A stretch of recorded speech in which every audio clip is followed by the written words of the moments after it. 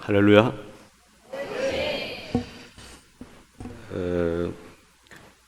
제가 오늘 그 새벽에 일어나서 이제 좀 이렇게 잠시 기도를 드리고 있는데, 저는 그 기도를 드리면서도 잠시 중단하고 때때로 그 뉴스를 보고 또 페이스북에서 세상에 어떻게 돌아가는지를 기도 중에도 이렇게 보는 경우가 있습니다. 제가 기도를 했기 때문에 세상이 어떻게 변화되는지, 아니면 지금 내가 세상을 위해서 어떻게 기도해야 되는지를 이렇게 좀 살펴볼 때가 있고요. 그리고 또 기도하면서도 누구에게 이렇게 또 메시지를 보내기도 하는데, 오늘 제가 그 기도하다가 또 뭘 좀 볼 일이 있어서 이렇게 스마트폰을 켜보니까 제가 잘 아는 목사님이고, 우리 목사님도 잘 아시는 목사님이실 텐데, 제가 그분 성함은 말씀드릴 수는 없지만 부산에서 아주 큰 교회를 하는 고신석 교회 목사님이신데, 그분이 이제 자기 아는 분들이나 이 페이스북에 어떤 글을 올렸냐면은 짤막하게 여러분, 우리 조금만 더 참읍시다. 폭염, 우리 조금만 더 참읍시다. 결국 가을은 올 것입니다. 이렇게 적어 있었습니다. 폭염, 우리 함께 조금만 더 견딥시다. 그래서 제가 그 새벽이었는데 제가 거기에다 글을 그 목사님께 썼습니다. 목사님, 믿는 자들은 예수님께서 폭풍을 잠잠케 하신 것처럼 더위를 견디지 말고 더위를 물러가라고 우리는 명령할 수 있습니다. 이렇게 제가 그 새벽에 글을 올렸습니다. 그러다가 한참 기도하다가 다시 보니까 그 목사님이 좋아요 이렇게 이게 정말 좋았는지는 모르겠지만, 왜 새벽에 이 사람이 그 러시아에서 지금 할 일이 없나, 왜 이러나 이렇게 했을 수도 있겠지만, 여러분, 성경에는 엘리야가 비가 오지 않게 하기 위하여 기도하니까 3년 6개월이 비가 오지 않았습니다. 예. 그리고 다시 기도하니까 하늘에서 비가 내리고 땅에서 열매가 맺게 된 것입니다. 주님을 믿는 사람은 불가능한 일이 없습니다. 예, 우리가 먼저 결정해서 포기를 하거나 생각을 돌려버리면 그것은 하나님이 기뻐하시는 것이 아닙니다. 우리는 무엇이든지 우리는 할 수 있습니다.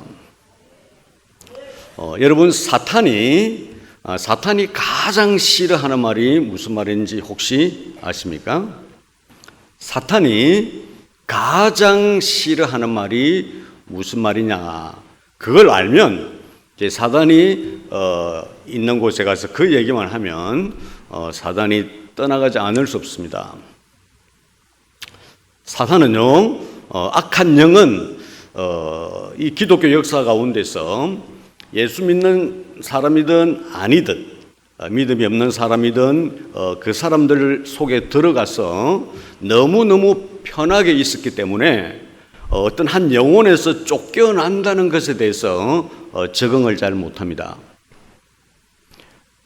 믿는 자라고 하는 사람들 가운데서도 부분적으로 사단이 들어가서 사단의 부하들인 귀신들이 들어가서 자기들 마음껏 편안하게 지냈기 때문에 이제 복음을 깨달은 사람이 그 사람을 쫓아내면 굉장히 놀랍니다. 나가가지고는 굉장히 당황합니다. 성경에 있는 내용입니다. 귀신은 우리에게서 나간다고 해서 죽지는 않습니다. 그들도 죽는 일이 어떤 그 경우에는 있겠지만 나가서 다른 사람들에게 들어갑니다. 물론 그것은 귀신들에게 쉬운 일이 아닙니다. 그러다가 갈 데가 없어서 아무래도 내가 옛날에 있던 집이 편했는데 그냥 가봐야겠다. 그래서 거기 가보니까 자기가 나간 자리에 비어 있고 깨끗하게 청소가 되어 있어서 자기와 사정이 비슷한 귀신들을 불러 모아서 같이 들어가는 경우가 있습니다. 그러면 그 사람은 옛날에 귀신 들렸을 때보다도 훨씬 더 고통스러운 인생이 시작됩니다. 이것은 제 얘기가 아니라 예수님께서 직접 하신 말씀입니다. 그래서 얘들이 나가서 이렇게 자꾸 얼쩡거리다가 우리한테 할 수만 있으면 들어오려고 애를 쓰지만 들어올 수는 없습니다. 우리가 왜 다시는 들어오지 말라고 이야기했기 때문입니다. 귀신은 예수님 안에 있는 사람들이 하는 말을 들을 수밖에 없습니다. 저는 귀신이 굉장히 심하게 걸린 한 분과 함께 저희 집에서 2달을 살았습니다. 예. 그래서 저는 귀신의 정체에 대해서 너무너무 뼈저리게 공부를 했습니다. 귀신이 얼쩡거린다고 생각할 때 여러분 어떻게 말해야 되냐면은 너 마귀야 회개하라 그러면요 굉장히 난처해야 합니다. 왜냐하면은 귀신은 회개할 수 없습니다. 귀신은요 회개할 수 없어요. 그러다가 한 방 더 먹이는 것은 너 예수 믿으려고 자꾸 내한테 오냐? 그러면 다리 없는 사람한테 신발 신으라 하는 말처럼 굉장히 기분 나빠서 이제 절대로 안 옵니다. 우리는 공격할 줄 알아야 합니다. 예, 사단한테 니도 예수 믿고 싶냐? 그럼 회개해. 그러면 신발 없는 사람에게 그 다리 없는 사람에게 신발을 선물하는 것처럼 굉장히 기분 나빠합니다. 꿀차를 타면 꿀은 컵 밑에 깔려 있습니다. 꿀은 바닥에 있습니다. 오늘 마지막 날입니다. 예. 오늘 우리는 3일 동안 함께 이 시간을 보냈는데 오늘 우리는 가장 마지막 날 밤에 하나님께서 이제 우리에게 너무 큰 복을 내리실 것입니다. 예, 맞습니다. 그래서 그동안 있었던 일을 잠깐 이렇게 좀 돌아보는 시간 가졌으면 좋겠는데 여러분 질병 그리고 인간의 고통 이 원인이 3가지입니다. 우리가 병이 들거나 우리가 그런 병으로 인하여서 고통당하는 일은 3가지 원인으로 우리에게 옵니다. 첫째로는 심고 거두는 법칙이라는 것이 있는데 우리가 잘못 심으면 우리 몸에 잘못된 열매가 나타나는 것입니다. 이거는 어쩔 수 없습니다. 많은 사람들이 자기들이 인생에 있어서 잘못 심었기 때문에 병이 온 것입니다. 술을 많이 먹은 사람은 병이 올 수밖에 없습니다. 과로한 사람은 병이 올 수밖에 없고 너무너무 걱정을 많이 한 사람들은 병이 올 수밖에 없습니다. 날마다 분노하고 날마다 싸우고 그런 사람들은 결국 병에 듭니다. 병의 첫 번째 원인은 자기가 잘못 심은 것입니다. 여러분 과식하면서도 날씬해지려고 기대하는 사람은 어리석은 사람입니다. 먹지 않고서도 건강하려고 하는 사람은 그건 어리석은 것입니다. 우리가 무엇을 심느냐에 따라서 우리 몸은 건강해지는 것입니다. 영의 문제도 마찬가지입니다. 만약에 아직까지 여러분들이 병이 있다고 생각된다면 그 병의 원인이 첫 번째 원인은 내가 내 인생에서 잘못 심었다라고 솔직히 인정해야 합니다. 두 번째로는 사고입니다. 사람은 사고를 통하여 몸에 어떤 장애나 병을 얻게 됩니다. 예. 그리고 세 번째는 공격입니다.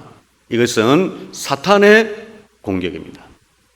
사람이 가지고 있는 병은 이 3가지 범주 안에 다 들어 있습니다. 성경에 보면은 귀신이 들려서 말 못하고 듣지 못하는 한 아이가 있었습니다. 이 아이는 사단의 공격을 받은 것입니다. 그가 뭘 잘못 먹어서 그런 것이 아니라 날 때부터 귀신 들렸던 아이는 사단의 공격을 받은 것입니다. 우리가 잘못 심거나 그리고 우리가 사고를 당하거나 아니면 사단의 공격을 받거나 이런 결과로 우리 몸에는 병이 찾아오는 것입니다. 3가지로 나누어서 말했지만 사실은 이 3가지는 전부 다 어떤 사단으로부터 오는 것입니다. 우리가 이것을 잘 알면 이제 우리는 사전에 막을 수 있습니다. 이제 우리는 우리 몸의 건강을 위하여 좋은 것을 심는 것입니다. 여러분들이 하루에 한 10번이나 20번, 좀 더 할 수 있으면 한 50번 정도, 최고로 좋으면 100번 정도 되는데, 그거를 자기가 소원하는 대로 말을 하면 그것은 내 육체도 다스릴 수 있습니다. 나는 건강하다. 나는 하나님의 복을 받았다. 성령님께서 내 속에 계신다. 나는 성령 충만하다. 이것을 10번, 20번, 50번, 100번 운전할 때 다른 생각하지 마시고 그렇게 자꾸 선포를 하면, 좋은 것을 심으면 우리 몸은 살아나게 되어 있습니다. 우리 몸은 아직 구원받지 못했습니다. 우리가 구원받은 것은 영입니다. 이 영이 혼을 다스리고 그 새롭게 된 그 혼이 우리 육체를 다스려야 하는 것입니다. 그래서 우리는 좋은 말을 하는 것이죠. 그래서 사도 바울은 그런 위대한 신앙인이었지만 자기 몸을 날마다 쳐서 복종시킨다고 했습니다. 너 내 말 들어. 이런 얘기는 제가 아무 데서나 하면 안 되는데 논란의 여지가 있는데, 아무리 논란의 여지가 있어도 진실이면 말해야 되거든요. 사도 바울은 날마다 자기 자신을 쳐서 복종시킨다 그랬습니다. 그러면서 날마다 죽노라 그랬습니다. 그것은 영이 죽는 것이 아니라 자기 육체를 죽인다는 것입니다. 그는 도대체 어떤 문제를 안고 있었길래, 그는 적어도 우리보다는 훨씬 나은 사람이고 복받은 사람인데 그가 어떤 고통을 당했길래 날마다 자기 자신을 쳐서 복종시키며 내 속에는 육신을 따르려고 하는 영과 성령을 따르려는 이 영이 막 싸우는데 내 정말 죽겠다. 누가 날 좀 이렇게 살려줄 수 없을까? 그런 절망적인 그런 고백을 한 적이 있습니다. 물론 그것은 자기가 극복할 수 없어서 도무지 견딜 수 없어서 한 말이 아니라 그는 자기의 삶을 비추어 보면서 그런 것이 자기에게 문제가 있다고 말했습니다. 그러나 그는 결국 극복했고, 바로 그 다음 장 로마서 8장에는 누구든지 그리스도 안에 있으면 정죄함이 없다고 그렇게 말하죠. 그럼 도대체 사도 바울은 어떤 문제가 있었는가? 여러분, 사도 바울이 독신이라고 우리는 알고 있습니다. 맞죠? 그죠? 네, 맞습니다. 독신입니다. 저는 독신이 아닙니다. 아시겠지만 저는 독신을 청산한 지 오래됐습니다. 여러분, 이 중에 독신이 혹시 있을 수 있겠죠, 그죠? 제가 손들어 보라고는 말하지 않겠습니다. 독신의 이유는, 독신이 된 이유는 몇 가지 이유가 있습니다. 결혼을 안 한 사람은 독신이죠. 맞나요? 맞습니다. 그리고 결혼했지만 이혼을 하거나 배우자가 죽으면 독신입니까? 독신 아닙니까? 독신이죠. 성경에는 아무리 읽어봐도 사도 바울이 총각이었단 말은 없습니다. 사도 바울이 독신이었다고 말하는데 사도 바울은 결혼한 사람이었습니다. 제가 하필 안 해도 되는 말을 마지막에 해서 이렇게 긴 뺄 이유는 없는데 이게 진실이기 때문입니다. 이스라엘의 공회원이 되는 자격 중에 가장 중요한 자격이 결혼을 해야 합니다. 이것은 이스라엘의 랍비가 저에게 가르쳐준 이야기입니다. 이스라엘의 그 유대인들은요, 바울이 결혼 안 했다고 믿지 않습니다. 그는 결혼했기 때문에 공회원이 되었고, 어떤 이유인지 몰라도 아내가 죽었든지 아니면 그가 예수님을 만나고 너무나도 다른 삶을 살았던 철저한 어떤 율법주의자였고 정치가였고 아주 명망 있는 사람이 어느 날 다메섹을 갔다 와서 완전히 돌아서서 집에도 안 오고 아라비아 광야로 간 나머지 아마 이혼을 하게 되었을지도 모른다라고 유대인들은 설명합니다. 그는 육체적인 그 고난 가운데 어떤 육신의 어떤 정욕에 관한 것이 그를 괴롭혔다고 판단합니다. 결혼 생활을 했던 사람은 혼자 사는 것이 그리 쉽지 않습니다. 아무리 우리가 예수를 잘 믿고 성령 충만해도 아직 우리의 육체는 구원받지 못했습니다. 우리가 조금만 긴장을 풀면 우리 육체는 다른 곳으로 달려갑니다. 거기에 동조해서 우리의 마음이, 우리의 혼이 그걸 따라가서 상상을 하고 마침내 죄를 짓는 경우도 있게 되는 것입니다. 그래서 로마서 12장에는 너의 마음을 새롭게 하라고 말합니다. 이 마음의 영역은 혼의 영역입니다.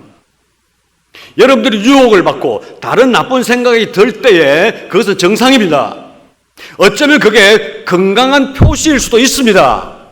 그렇지만 사단이 우리를 다시 넘어뜨리려고 할 때 딱 그에게 말하면 됩니다. 너도 내가 예수 믿는 것이 그렇게 질투나지? 너도 회개해. 그러면요, 먹을 수 없는 음식을 받은 것처럼 떠나게 됩니다.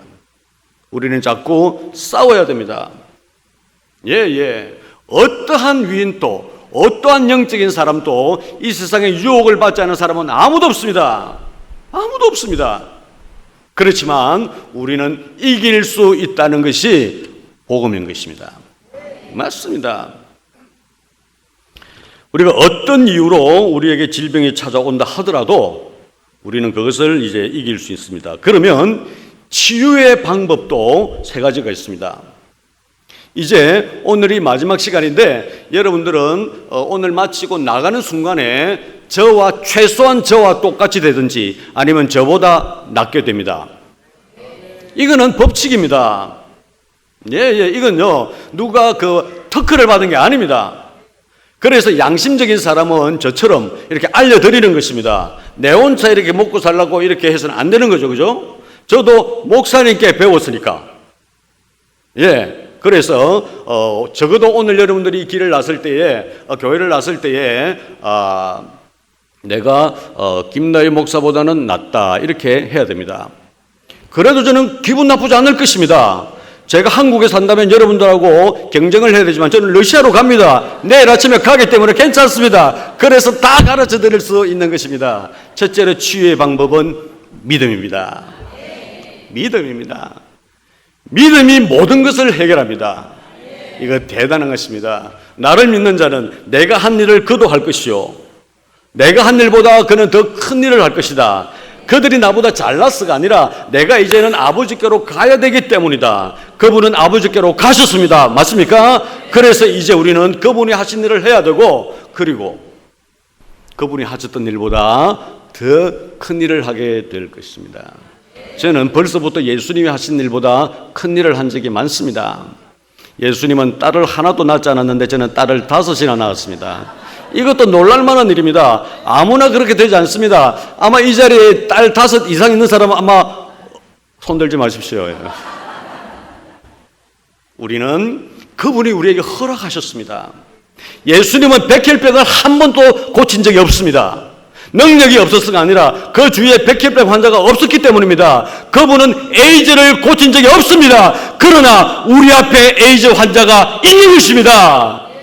우리는 그분이 하신 일보다도 더 큰 일을 하게 될 것입니다. 이 웅천교회 성도님들은 정말 복된 분입니다. 맞습니다. 여기 계신 모든 분들은 전도자인 것입니다. 제가 나중에 말하겠지만 여러분의 직업이 뭔지 아십니까?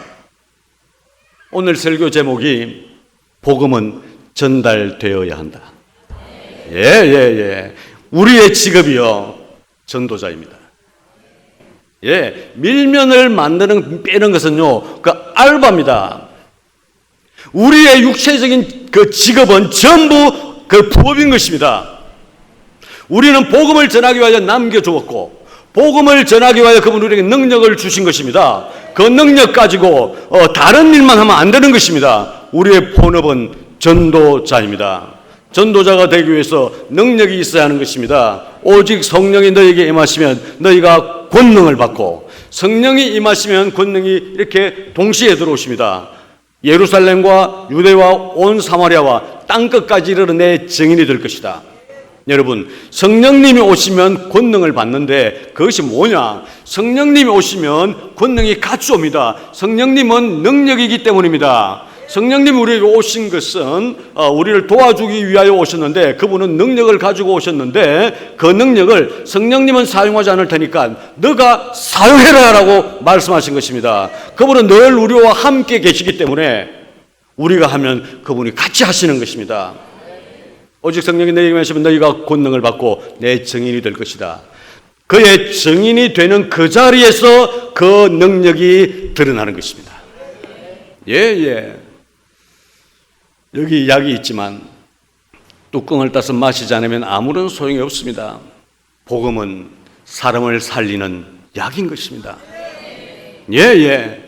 복음은 사람을 살리는 약입니다.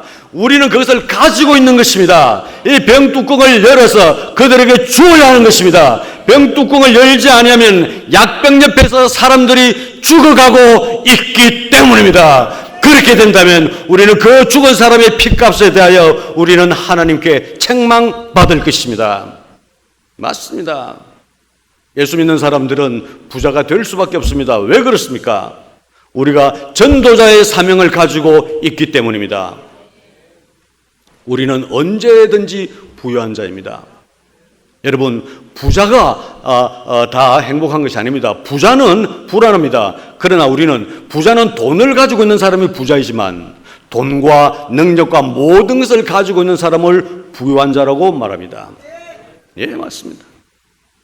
그 모든 것은 믿음 안에 있습니다. 맞습니다. 믿음입니다. 두 번째 치유의 방법 중에 두 번째는 선포입니다. 말하는 것입니다. 여러분, 게으른 사람은 병을 고치지 못합니다. 이렇게 우물우물하는 사람은 병을 고치지 못합니다. 분명하게 말을 해야 하는 것입니다. 하나님한테는 우리가 마음속으로 기도해도 그분은 들으시지만 사탄은 마음속으로 이야기하면 못 듣습니다. 사탄은 우리의 생각을 헤아리지 못합니다. 소리를 질러야 합니다. 소리가 클수록 좋은 것입니다. 그래서 우리는 기도할 때 소리 내어서 기도해야 합니다. 예. 어떤 사람은 어떤 여자 그 기도 사역자는요, 그가 여기에서 기도하면 한 7km 정도 떨어져 있는 그 사람들을 위해 기도하면 이 한 여자가 여기에서 기도하는데 한 7km 정도 떨어져 있는 사람들이 막 쓰러지고 했다고 기록이 있습니다. 그 사람이 기도하면 온 집안이 다 들렸다고 합니다.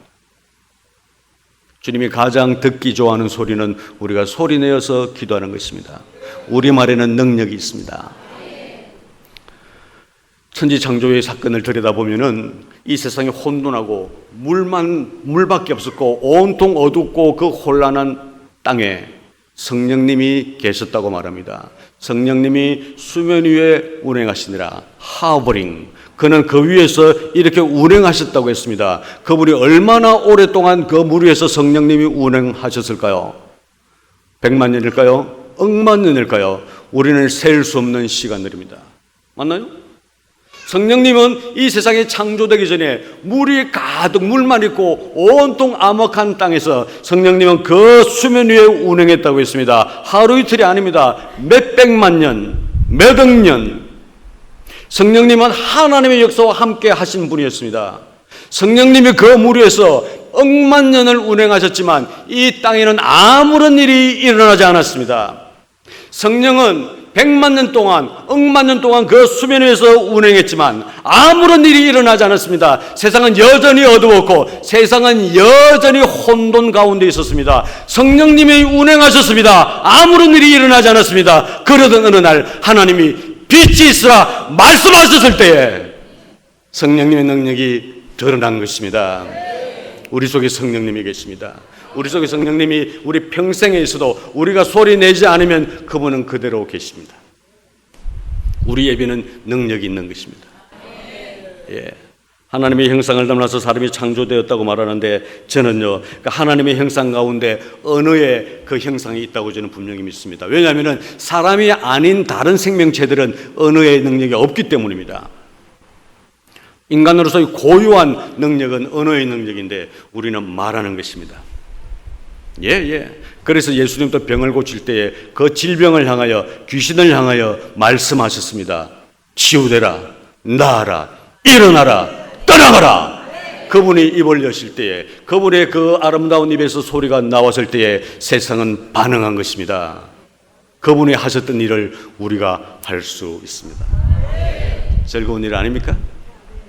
저는 비행기를 타면요, 이륙할 때 항상 손에 땀이 납니다. 안 하려고 하는데 이것은 자동 반응입니다. 저는 비행기를 타면요, 사람들을 둘러봅니다. 타는 사람들을 목사가 되면 사람을 연구하는 그런 사람이 됩니다. 저 사람 어떤 사람일까? 그래서 저는 사람들이 타면요, 얼굴을 봅니다. 저 중에서 오늘 죽을 사람이 있는가? 이렇게 봅니다. 그러면요, 저는 비행기 빨리 내려야 되거든요. 왜냐하면은 딱 봤을 때 저 사람, 뒤에 있는 사람, 오늘 기분이 안 좋다. 이 사람들 죽을 것 같아. 그러면 저는 비행기 내려야 됩니다. 그런데 제가 뭐 하나님도 아닌데 다 알겠습니까? 그러면 저는 말하죠. 오늘 이 비행기는 안전하게 간다. 편안하게 간다. 저는 믿음이 크지만요, 비행기가 흔들리면 땀이 납니다. 예. 그건 어쩔 수 없어요. 내 육체가 구원받지 못했다고 말했잖아요. 예. 제가 탄 비행기가 안전하게 날아서 안전하게 착륙할 수 있는 것은 우리의 입의 고백에 달려 있습니다. 제가 지난번에도 말했습니다. 제가 지난번에 여기 와서도 제가 한 것이 기억이 나는데, 이건 제가 한 얘기가 아니라 우리나라의 어떤 치유 사역하시는 목사님이 하신 얘기인데, 어느 그 여자분이 어떤 그 물질에 대해서 굉장히 상처를 많이 받은 분인데, 항상 무슨 말을 했냐면은, 나는 비행기 타고 가다가 떨어져 죽으면 좋겠어. 나는 그 보상받으면 좋겠어. 이야기를 자꾸 했습니다. 아이들 듣는데도 말하면 아이들이 그 어머니 왜 자꾸 그런 말씀을 하시냐고. 아니야, 나는 비행기 타고 가다가 뚝 떨어져서 죽으면 좋겠어. 보상받게. 그러던 그분이 어느 날 아침에 비가 부슬부슬 내리는데 아이들에게 말했습니다. 야, 오늘 내 그 목포에 받을 돈이 있어서 좀 급하게 갔다 와야 되겠어. 그래서 아이들이 비행기 예약했습니까? 에이, 가면 비행기 자리 뭐 하나하나 있겠지. 그래서 그가 달려가서 김포에 갔고요. 그리고 그 카운터에서 표를 사려고 하는데 앞에 사람이 취소를 해서 자기가 그 표를 얻게 됐죠. 아시아나 비행기를 탔는데 김포발 목포행 비행기가 그날 떨어졌습니다. 그 사람 때문에 비행기 탄 사람 다 죽었습니다. 여러분 아실 것입니다. 오래전에 목포행 비행기가 아시아나 비행기가 떨어졌습니다. 거기에 그 여자가 타고 있었다고 했습니다. 안 믿는 사람도 입에 권세가 있습니다. 우리는 하나님의 형상을 닮은 사람이기 때문에 이제 말씀하십시오. 무엇이든지 말씀하십시오. 남편이 정말 싫으면 여보 사랑해. 굉장히 양심에 갇히게 됩니다. 거짓말했기 때문입니다. 남자들은 여보 내 아내가 얼굴이 조금 부족하다 이래 싶으면요, 여보 당신 예뻐. 그러면 내가 이래도 천국 갈 수 있을까 이런 걱정이 될 때가 있습니다. 왜냐하면 거짓말했기 때문에.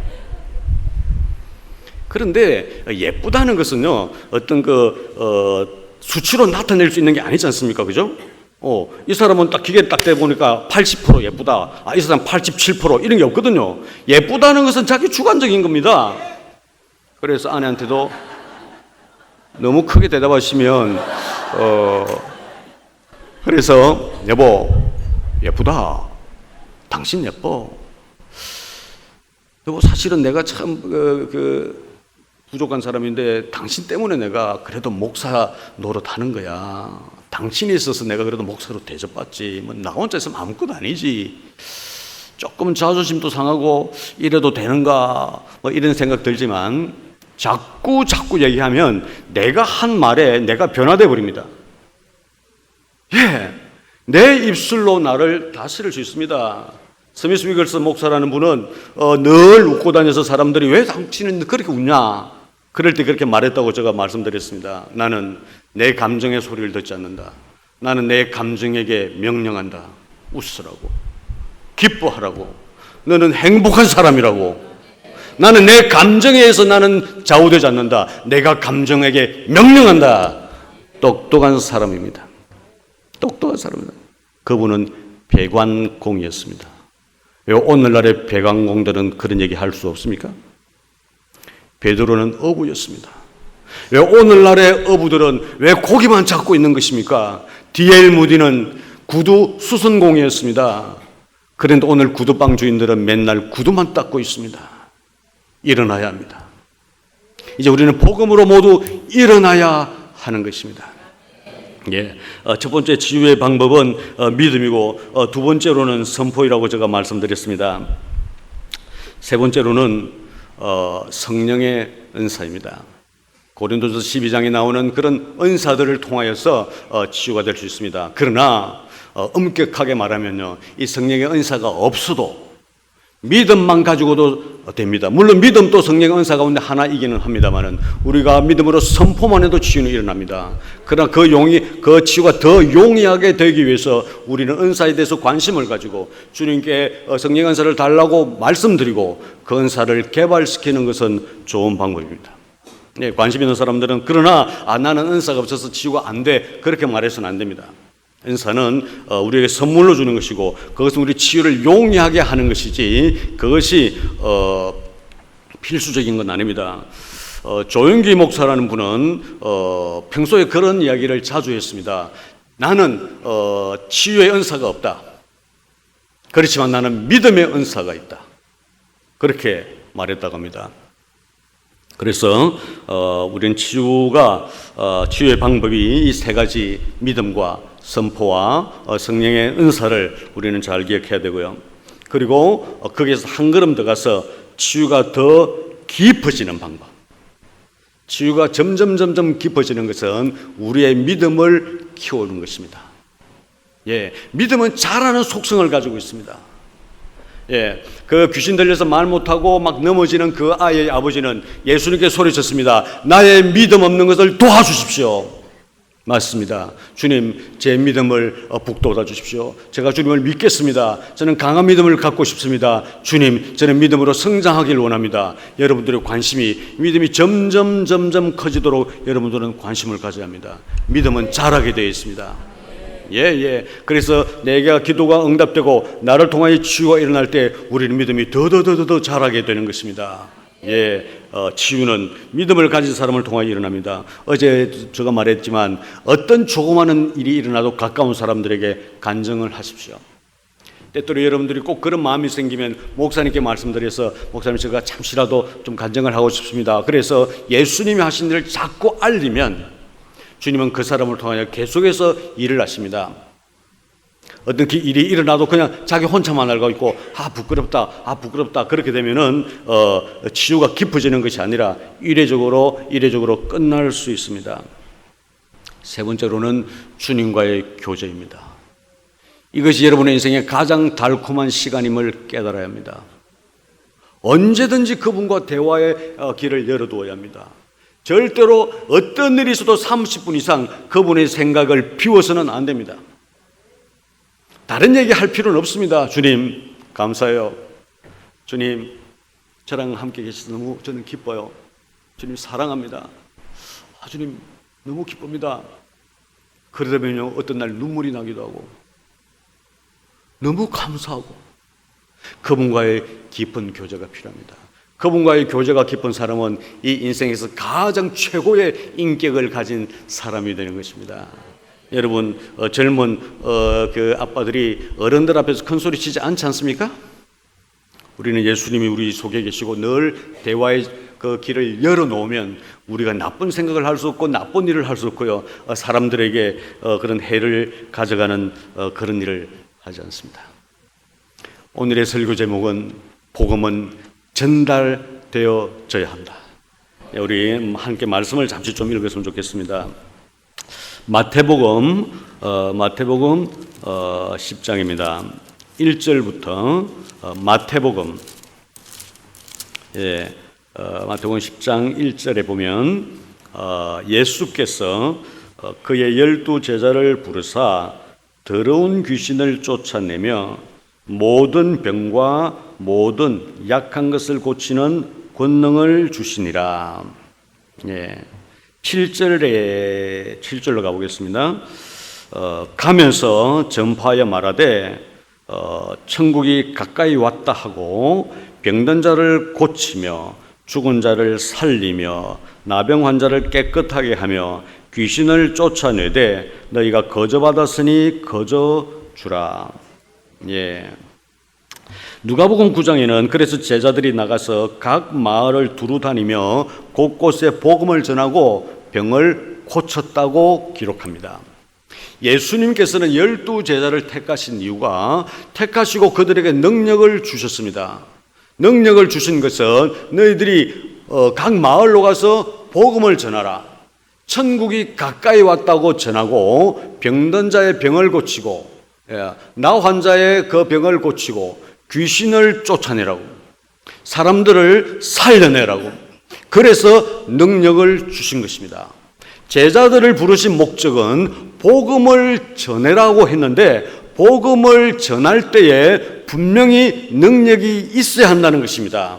가게에 심부름을 보내면서 돈을 주지 않으면 심부름이 안 되는 것이지 않습니까? 그죠? 뭘 좀 사오느라 그러고 돈을 주고 아이를 보내야 되는데 그냥 보내면 안 되죠. 예수님도 이 세상에 복음을 전하고 제자들이 이 세상의 사람들을 복음을 전해서 구원받게 하기 위해서 그들이 복음을 믿게 하기 위하여 표적으로 능력을 주셨고 그것에서 병을 고치고 귀신을 쫓아내라고 한 것입니다. 어느 시대에도 이 땅에 귀신은 있었습니다. 아담이 범죄한 이후로 이 세상에 귀신이 있는 것입니다. 그 전에도 귀신은 있었습니다. 귀신은 끝날까지 있게 될 것입니다. 많은 사람들에게 귀신이 들어가 있는 것입니다. 그래서 귀신을 쫓아내라고 한 것입니다. 그래서 제자들은 그 말씀을 듣고 나가서 복음을 전하고 그리고 병을 고치고 귀신을 쫓았다고 성경은 말합니다. 예수님의 계획대로 된 것입니다. 맞죠? 그죠? 네, 맞습니다. 마가복음 9장을 한번 보겠습니다. 마가복음 9장.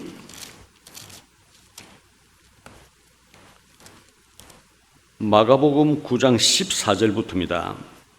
예, 제가 읽겠습니다. 마가복음 9장 14절부터입니다. 이에 그들이 제자들에게 와서 보니 큰 무리가 그들을 둘러싸고 서기관들이 그들과 더불어 변론하고 있더라. 온 무리가 곧 예수를 보고 매우 놀라며 달려와 문안하거늘 예수께서 물으시되 너희가 무엇을 그들과 변론하느냐? 무리 중에 하나가 대답하되 선생님, 말 못하게 귀신 들린 내 아들을 선생님께 데려왔나이다. 귀신이 어디서든지 그를 잡으면 거꾸러져 거품을 흘리며 이를 갈며 그리고 파리해지는지라. 내가 선생님의 제자들에게 내쫓아달라고 하였으나 그들이 능히 하지 못하더이다. 대답하여 이르시되 믿음이 없는 세대여, 내가 얼마나 너희와 함께 있으며 얼마나 너희에게 참으리요. 그를 내게로 데려오라 하시매 이에 데리고 오니 귀신이 예수를 보고 곧 그 아이로 심히 경련을 일으키게 하는지라. 그가 땅에 엎드러져 구르며 거품을 흘리더라. 21절입니다. 예수께서 그 아버지에게 물으시되 언제부터 이렇게 되었느냐 하시니 이르되 어릴 때부터니이다. 여러분, 오늘 이 말씀을 자세히 살펴보면 방금 우리가 읽은 말씀 가운데 예수님이 12제자를 택하시고 그들에게 능력을 주시며 마을로 다니면서 복음을 전하고 천국이 가까이 왔다고 말하고 그리고 병을 고쳐라 그렇게 하고 능력을 주셔서 제자들이 나가서 병을 고쳤다고 성경은 기록합니다. 그런데 오늘 이 본문을 보면 예수님이 변화산에서 몇몇 제자들과 함께 있다가 내려와 보니 사람들이 많이 모여 있어서 지금 뭐 하느냐, 너희들이 무슨 얘기를 하느냐, 어떤 변론을 가지고 얘기를 하느냐 그렇게 했을 때에 그 귀신이 들려서 말 못하게 하는 그 아이의 아버지가 와서 선생님, 제가 제 아이를 데리고 선생님의 제자들에게 이 좀 고쳐달라고 했는데 못 고칩니다. 여러분, 분명히 예수님께서는 그들에게 능력을 주셨고 할렐루야. 그리고 그들이 순종해서 병을 고쳤는데 그리고 얼마 만에 시간이 지나서 이 사건이 생겼는데 그들은 병을 고치지 못했습니다. 이런 일이 왜 일어날까요? 불행한 일이지만 우리에게도 이런 일이 일어날 수도 있습니다. 제가 여러분들에게 좀 질문을 해야 될 것 같습니다. 예수님께서 그들에게 분명히 귀신을 제압하고 나 환자를 깨끗하게 하고 병을 고치는 권세를 주셨는데 이들이 오늘 이 어린 아이의 병을 고치지 못한 것은 예수님이 그 능력을 거두어 가신 것일까요? 아닙니다. 성경은 성령의 은사는, 성령의 선물은 후회하심이 없다고 합니다. 절대로 주님은 성령을 주셨다가 빼앗지 않습니다. 심지어 그들이 예수님을 욕해도 그들의 능력은 그 자리에 있습니다. 이게 무서운 겁니다. 그래서 성령으로 시작했던 사람들이 악한 일로 마치는 것은 그들의 능력이 여전히 그들에게 있기 때문에 두려워하지 않고 그렇게 나가는 것입니다. 결국 그들은 망하는 것입니다. 그렇다면 왜 제자들이 자기들이 능력이 분명히 있었는데 왜 이렇게 하지 못했을까요? 주님은 말합니다.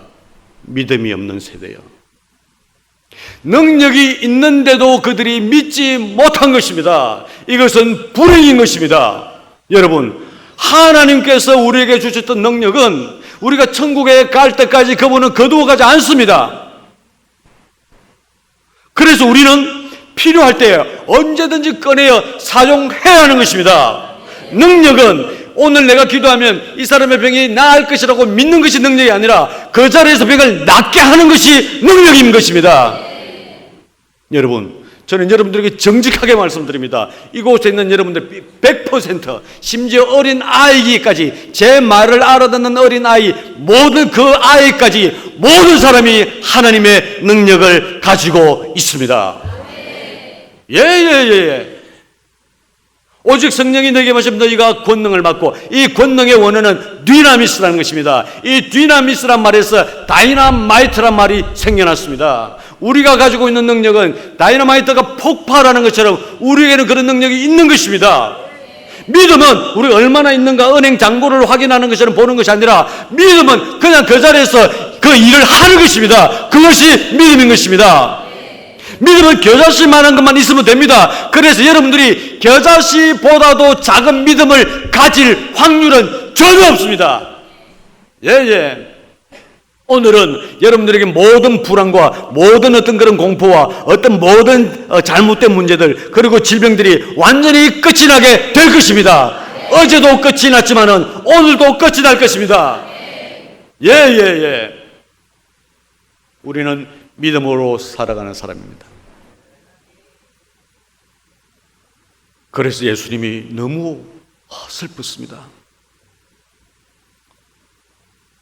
이 아이가 아버지가 말합니다. 귀신이 얘를 덮치면 물에도 넘어지고 불에도 넘어집니다. 여러분, 물에 넘어지면 그때 안 보면 물에 빠져 죽는 거고, 불에 넘어지면 그때 빨리 발견 안 하면 다 죽는 것입니다.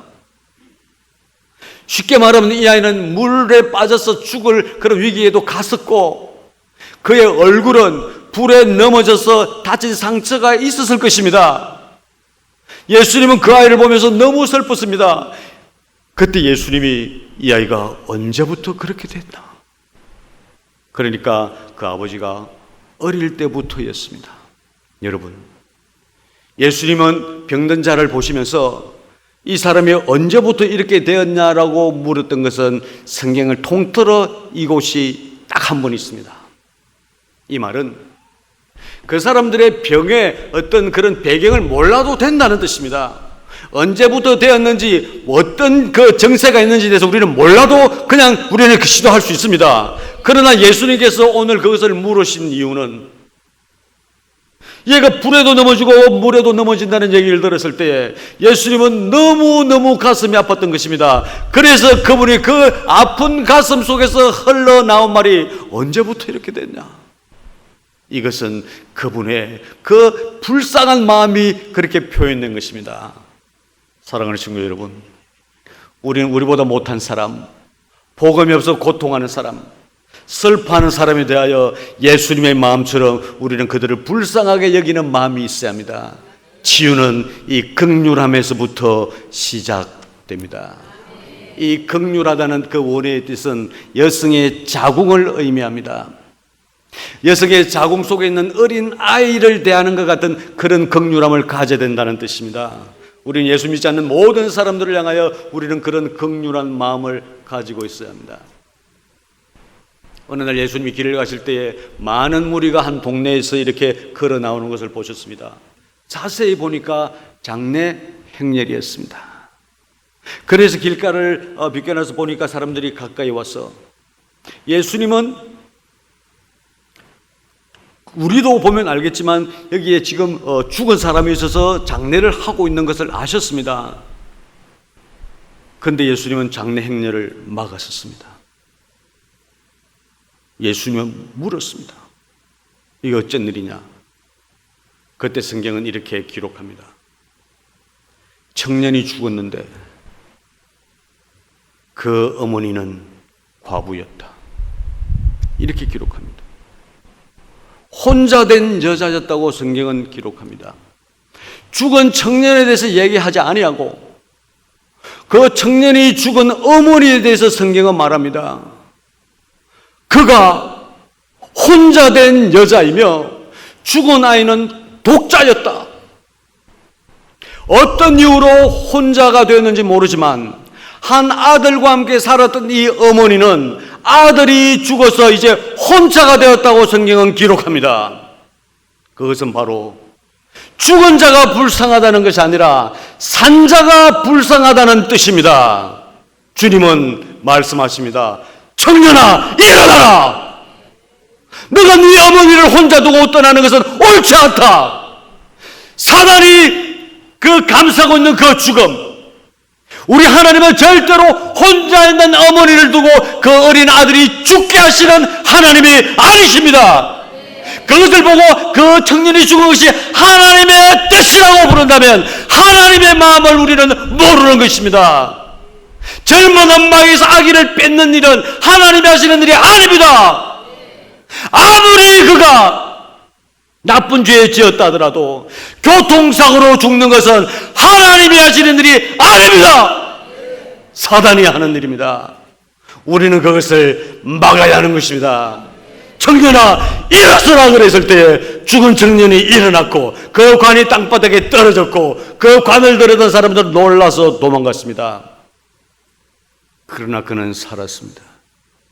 그리고 예수님은 그 청년을 어머니에게 돌려주었습니다. 여러분이 아니면 세상은 죽을 수밖에 없습니다. 우리는 세상을 살리는 약을 가지고 있습니다. 우리는 세상을 구원하는 비법을 가지고 있는 사람들입니다. 그것이 복음인 것입니다. 우리가 아니면 세상은 죽게 되어 있습니다. 사랑하는 성도 여러분, 왜 우리가 구원받았으면서도 왜 이 자리에 남아있는 것일까요? 왜 하나님 우리에게 성령의 능력을 주셨을까요? 왜 우리에게 교회를 주셨고 왜 우리에게 이런 믿음의 동지들을 주셨을까요? 이 죽어가는 세상을 살리라고 하신 것입니다. 맞습니다. 우리가 아니면 세상은 죽습니다. 예수 믿지 않은 여러분의 언니는, 예수 믿지 않은 여러분의 남동생은 여러분이 아니면 죽을 운명에 처해 있습니다. 우리가 능력을 받은 것, 우리가 지금 남편을 만나고 아이를 낳고 사는 것, 우리가 놀랄만한 건강을 가지고 있으며 우리가 대학의 문을 두드리며 우리가 직장생활하는 모든 것이 우리가 이 땅에 복음과 연관되어 있다는 뜻입니다. 맞습니다. 복음은 전달되어져야 하는 것입니다. 복음은 전해져야 합니다. 복음의 뚜껑을 열어야 합니다. 그들의 입에 넣어줘야 합니다. 오늘 이 세상은 침대 옆에 그 약병이 있지만 죽어가는 것입니다. 그 병을 따를 사람이 없는 것입니다. 우리는 병 뚜껑을 열어야 합니다. 그리고 그들에게 전해줘야 합니다. 어떤 사람이든지 예수 그리스도의 이름은 그들을 살려내고야 마는 것입니다. 그것 때문에 여러분과 저는 부름을 받았습니다. 저는 날마다 일찍 일어나서 기도하고 가족을 깨우면서 아침을 먹이면서 저는 다짐합니다. 우리 어린아이들이 절대로 세상의 성공을 쫓게 하지는 말아야겠다. 이 아이들이 세상의 맛을 알고 세상의 어떤 그런 영웅심, 세상의 어떤 그런 영광을 그걸 알게 해서는 안 되겠다. 이들에게 하나님의 말씀을 가르치고 날마다 예배드리며 왜 이들이 살아가야 하는 것인지, 왜 이들이 오늘 밥을 먹고 육체를 단련시키며 왜 이 아이들이 골프장에 가야 하는지를 저는 그들에게 가르쳐 주어야 한다고 생각합니다. 그들이 학교를 열심히 다니지만 그 학교가 목적이 아니라는 사실을 우리는 깨달아야 합니다. 사단은 우리에게 유혹합니다. 우리가 성공하는 것은 좋은 일이지만 많은 젊은이들에게, 많은 엄마 아버지들에게 이 세상에 성공을 해야만이 복음을 전할 수 있다고 가르치는 것입니다. 우리가 복음을 가르치는 일은 이 세상의 성공과 아무런 관계가 없습니다. 우리가 서울대학을 가야 복음을 전할 수 있는 사람이 아닙니다. 우리가 삼성에 취직해야만이 복음을 온전하게 전할 수 있는 것이 아닙니다. 우리가 살아만 있다면 우리는 복음을 전할 수 있는 것입니다. 오늘 저는 역사 속에 살아 있었던 두 가정에 대하여 잠시 이야기하고 싶습니다. 첫 번째 가정의 아버지의 이름은 엘리입니다. 그 두 아들은 홈리와 비느하스입니다. 이들은 그 성전에서 살았고 아버지도 제사장이었고 두 아들도 제사장이었습니다. 이 아버지가 두 아들을 가지고 있는데 그 어머니는 성경에 나오지 않는데 제 생각에는 어머니가 일찍 죽었거나 아마 없는 것 같습니다. 근데 적어도 이 아버지는 두 아들을 태어나게 하기 위해서 자연적인 그 아내와의 사랑을 통해서 결혼 생활을 통하여 아이를 태어나게는 했지만 이 아버지가 아들을 낳기 위하여 고민하고 아들을 낳기 위하여 금식기도 하고 왜 나는 아이가 없을까? 왜 아이가 안 생길까? 적어도 이런 고민은 없었던 것 같습니다.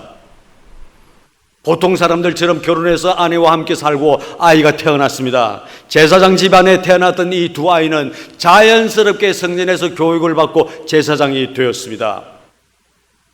그것이 성전에서 이루어지는 교육이라 할지라도 하나님 앞에 헌신하지 못한 사람은 교회 안에서도 나쁜 교육을 받을 수 있습니다. 성전에서도 사단의 앞잡이가 될 수 있습니다. 그래서 이 두 젊은 제사장은 회막에서 다른 여자들과 동침하는 데까지 갔습니다. 그들은 그 시대의 가장 엘리트로서의 살았고 아버지는 엘리트의 직업으로서 제사장이 되었고 제사장 아버지 밑에서 태어난 두 아들은 엘리트 교육을 받으면서 당당하게 제사장이 되었습니다. 그러나 그들은 회막에서 그 거룩한 곳에서 하나님을 예배하는 곳에서 다른 여자들과 동침했다고 성경은 말합니다. 그러나 그것을 아버지가 몰랐습니다. 아버지가 그 두 아들의 비행을 알게 된 것은 백성들이 와서 전해 주었기 때문이라고 성경은 기록합니다. 아버지는 말합니다. 아들들아, 그러지 마라. 백성들이 내한테 그런 얘기를 한다. 그러지 마라. 아버지 용기가 없어서였을까요? 어릴 때 아이들을 가르치지 못한 아버지는 장성한 아들을 향하여 어떤 눈곱만큼만한 영향력도 미칠 수 없었습니다. 아버지는 나이가 들어서 살은 쪄갔고 아이들의 비행은 점점 깊어졌습니다. 그 이스라엘의 장래가 암흑하게 됐습니다. 하나님도 제사장을 향하여 입을 닫으셨다고 성경은 기록합니다. 하나님도 포기하신 것입니다. 불행은 꼬리를 물고 나옵니다. 전쟁이 붙었습니다. 하루에 이스라엘 군인이 4,000명이 죽었습니다. 그래서 이스라엘의 그 군인들은 소리칩니다. 빨리 제사장을 통하여 법궤를 메고 오게 하라. 법궤가 있어야 우리가 승리한다. 그래서 그 전가를 들었던 이 철없는 이 두 젊은 제사장 홈리와 비느하스가 겁도 없이 하나님의 법궤를 들었습니다. 그리고 전쟁터에 법궤를 가지고 출현했습니다. 상대방의 나라는 야, 이제 전쟁은 끝났다. 저 법궤가 머무는 곳에 항상 이스라엘은 이겼다. 이제 우리는 끝났다. 적들이 법궤를 보고 그렇게 실망하고 절망했습니다. 그들은 전쟁을 포기할 뻔했습니다. 그러나 우리가 그래도 싸워야 한다. 어차피 죽는 거 우리가 목숨 바쳐 싸우자. 법궤는 빼앗겼고 수만 명이 죽었습니다.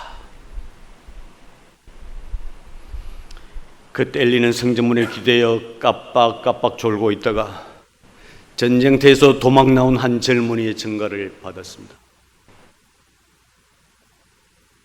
법궤를 빼앗겼고 당신의 두 아들도 죽었습니다. 아들이 죽는 것은 아깝지 않았지만 법궤를 빼앗겼다는 이야기를 듣고 놀라서 의자에서 떨어져서 목이 부러져서 죽었습니다.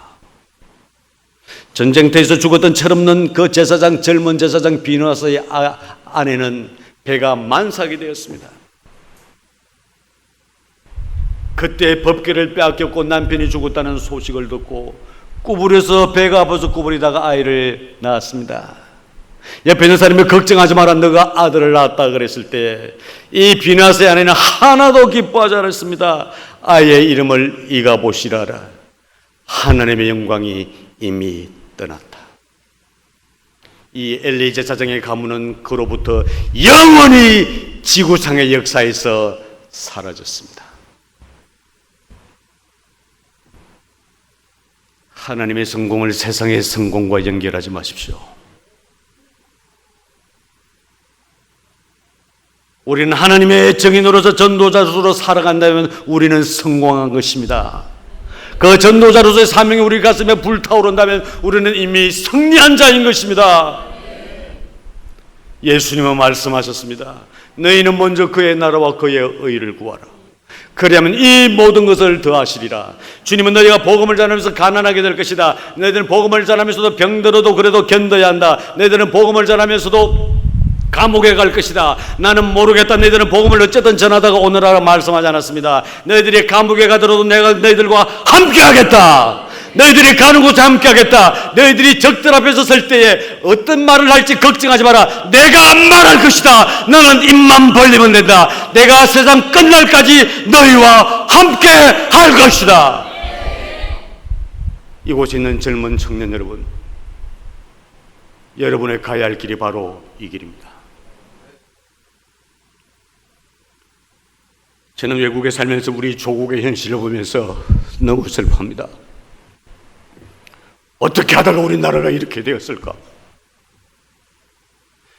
이 상황 가운데서 우리 크리스찬들의 책임이 없는가? 택시를 타도 택시기사가 제가 한국 사람이라 그러면 말합니다. 당신 나라는 적어도 대통령을 했던 여인을 감옥에 보내는 나라인가? 그 여자가 어떤 죄를 지었던지 모르겠지만 그렇게 당신들 나라에는 신사가 없냐? 우리는 당신들의 나라가 좋은 나라라고 생각했고, 우리가 삼성 휴대폰을 보며 LG 전자 상품을 보며 현대 자동차를 보며 당신들의 나라가 기적의 나라라고 우리는 생각했는데, 이제 우리 당신들 나라는 형편없는 나라가 아닌가? 저는 이 시간 누구의 책임을 말하려고 하는 것이 아닙니다. 우리가 사는 조국의 현실이 이렇습니다. 복음만이 우리나라를 살려낼 것입니다. 악한 무리는 결국 망하게 될 것입니다. 그럼에도 불구하고 이 땅에 기도하는 하나님의 사람들이 있고 이 땅에 아직 기도의 불이 꺼지지 않은 성도들이 있기 때문에 하나님은 우리나라를 결코 버리지 아니할 것입니다. 조국의 슬픔을 젊은 여러분들의 아픔으로 생각해야 합니다. 우리는 맥도날드 햄버거를 먹으며 코카콜라를 마시며 기뻐할 때가 아닌 것입니다. 우리는 복음으로 이 땅을 살려내야 합니다. 엘리 제사장은 하나님의 경고를 받았음에도 불구하고 어린 사무엘을 통해 하나님이 이 가정에 노인이 없게 하실 것입니다. 어린 아이들이 없게 하실 것입니다라는 이야기를 들었지만 그 어린 아이로부터 들었던 그 이야기를 하나님의 음성으로 듣고 무릎 꿇고 회개하지 아니하고 하나님은 선하시니 원하시는 대로 될 것이다. 이게 말입니까?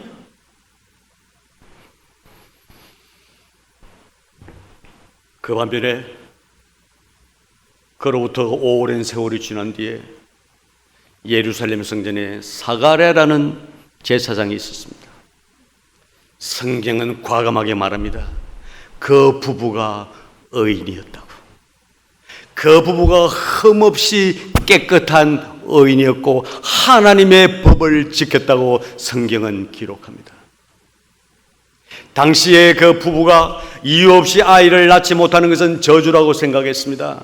그런데 이 사가랴는 나이가 많도록 자기 아내가 할머니가 되도록 아이가 없었습니다. 그의 젊은 날에 그는 수도 없이 하나님께 간구했을 것입니다. 하나님, 저에게도 아들을 주십시오. 이 제사장 직분을 이어나갈 아들을 주십시오. 그는 젊은 날에 그 아이를 낳을 수 있는 가능하며 자기 아내가 그 가임 기간이 될 때까지 그는 늘 아이를 달라고 기도했을 것입니다. 그러나 이제 자기를 돌아볼 때 자기도 늙었고 자기 아내도 노쇠했습니다. 이제 그는 기도를 바꾼 것입니다. 주님, 빼앗긴 조국, 슬픔에 젖은 우리 조국을 위하여 메시아를 보내주십시오. 제가 살아서 그 메시아를 볼 수가 있겠습니까? 자기 아들을 달라고 그렇게 오랫동안 기도했던 이 사가랴는 이제 하나님의 아들이 이 땅에 오기를 간구한 것입니다. 그리고 이제 그는 언제 죽을지 모르는 운명에 처했습니다. 제비를 뽑아서 자기 직무가 해당되는 날 그는 성전으로 들어갑니다. 성소에서 주님을 마주하고 섰습니다. 그때 가브리엘 천사가 왔습니다. 사가랴, 두려워하지 마. 나는 하나님이 보내신 천사 가브리엘이야. 하나님께서 너의 기도를 들으신다. 어떤 기도를 들었을까요? 아들을 달라는 기도를 들었을까요? 하나님의 아들을 보내달라는 기도를 드렸을까요? 하나님은 둘 다 들으셨습니다. 네 아내가 너에게 아들을 낳아줄 것이다. 아무리 믿음이 좋은 선지자라도 제사장이라도 자기의 몸을 알고 아내를 낳는데 어떻게 내가 아들을 낳을 수 있겠습니까? 그때 가브리엘은 자기 신분을 밝혔습니다. 나는 가브리엘이다. 너가 믿지 않았기 때문에 아이를 낳는 날까지 말을 못하게 될 것이다. 그렇게 태어난 아이가 요한이었습니다. 요한도 그 당시 정서로 말하면 세상 사람들의 소리에 귀를 기울인다면 당연히 요한도 성전으로 들어가서 제사장 수업을 받아야 합니다. 그것이 그 공식적인 길이었고 그것이 성공하는 길이었습니다. 그것이 그래도 사람 구실하며 사는 길이었고 때로는 떵떵거리며 살 수 있는 길이었습니다. 그러나 그 나이 많은 아버지는 아들에게 말했습니다. 얘야, 너는 특별한 사명을 가지고 왔어. 이 땅에 메시아가 오셨는데 네가 그 길을 준비해야 돼. 너는 성전으로 들어갈 필요 없어. 더 이상 사람에게 배울 필요 없어. 너는 광야로 가야 돼. 어느 날 그분이 너에게 오실 거야. 사무엘은 어린 시절부터 그가 메시아의 길을 준비하는 사람이라는 것을 배웠습니다. 많은 사람들은 왜 얘가 학교를 가지 않냐? 왜 회당에 가지 않냐? 왜 성전으로 들어가지 않냐라고 말했겠지만 아버지는 유언처럼 그 말을 남기고 죽었습니다. 아마 제 생각에는 요한이 광야에 나가기 전에 아버지는 돌아가셨을 것입니다. 연로했기 때문입니다. 혼자 된 요한은 물결을 거스리고 차고 올라가는 연어처럼 세상의 풍조를 거스르며 올라가며 그는 광야로 들어간 것입니다. 광야에서 그의 영성이 깊어졌고 하나님의 나라에 대해서 눈이 열린 것입니다.